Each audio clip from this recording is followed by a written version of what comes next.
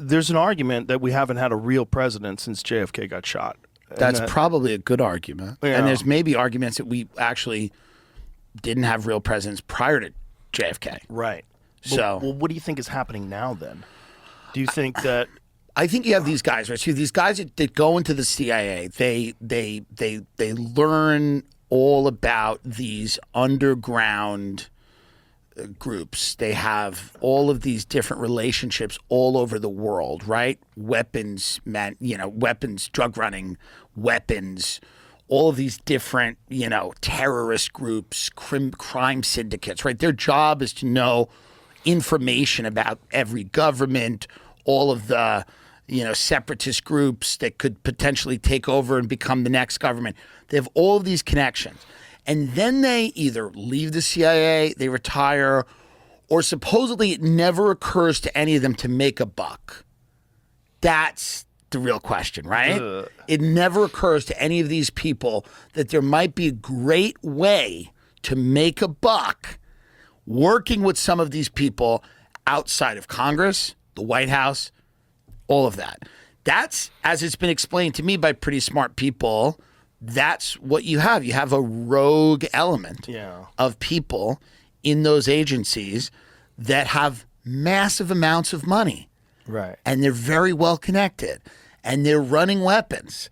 And the president has no idea what's going on. Right. And Congress has no idea what's going on. They're not briefing a teacher from Georgia who got elected because he promised he was going to build a fucking shopping mall in a suburb of Atlanta about what they're doing in Syria. Right. They're not briefing these people. Exactly. There's nothing democratic about what's happening. And so then you think to yourself, you're like, well, how do we make sure everyone keeps their mouth shut?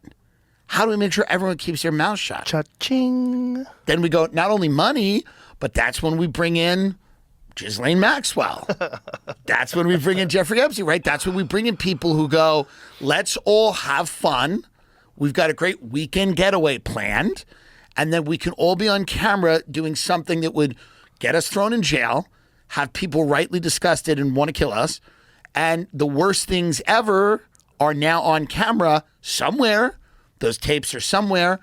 Now everybody is completely incapable of ever coming out and saying what's going on. Yeah. And, and then those people are running a parallel government. It's a parallel command structure. And that's a huge problem. And it was essentially completely in control for 4 years. Probably for more than 4. But for the last 4, for sure. 1,000%. That's the best example we've ever had of that. 1,000%. That guy's never really running things. 1,000%. There's no way they let him. And it's probably still in control to a certain degree now, because it's very hard to, when you have something like that happening, it is very difficult to completely shut it down. Well, it's very hard. Well, here's a perfect example that we know it's definitely running things, because Trump is still trying to figure out why he got shot.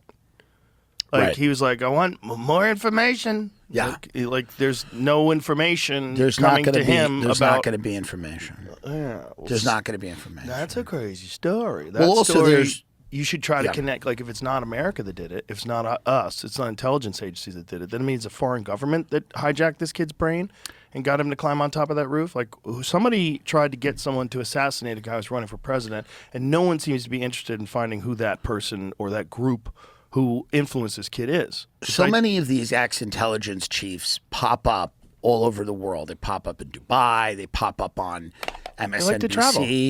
They love traveling. They're having meetings with people. They're all over the place. They love people. And they love people. They love cultures. They love meeting different cultures. Yeah, the food's great. And supposedly I heard from someone who's, again, smart and I consider trustworthy, that there's actually large sectors of the global economy that are moved more in this direction than you'd think. Like there are tentacles into very large investment banks and private equity companies that a lot of these guys have. Let's put it that way. Obviously, it's not a shocking thing. Why would the government let a private equity company operate with impunity? Right. Especially if they're controlling regulations and they're like, let's work together. Right.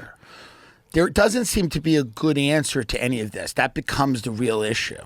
You ever get invited to these like fucking Illuminati conferences or any of these crazy things? No, they wanted me to do stand up at one conference, and it wasn't like an Illuminati kind of thing. It was like I don't know, it was like some type of like low grade Illuminati. Yeah, that's Like how kind they of start. faux you. Illuminati. That's like the minor leagues, Yeah. and then eventually you go to some Yeah. weird ranch in the mountains of Wyoming.